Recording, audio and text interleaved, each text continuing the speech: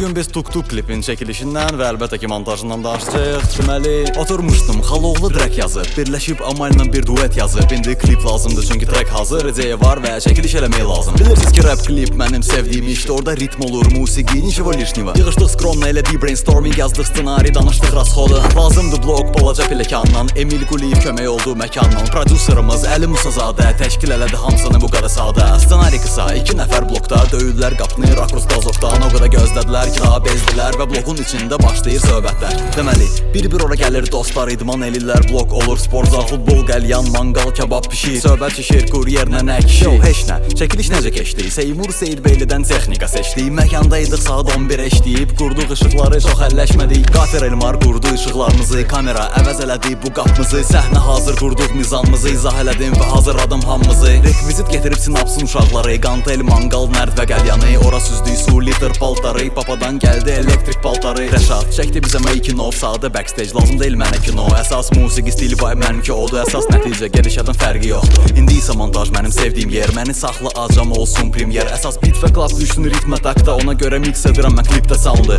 Editing is ready, sonda render, Rüstamov usaldadı color grading, sonra süni intellektda bir digital, o da Zaur Type AI bro virtual. Klip var, yerinə yetdi istəyim, saydı əbədi mənəvi dəstəyim. Əgər baxını varsa ona çəkdir klip, göndər bizə eləyək iş və pik.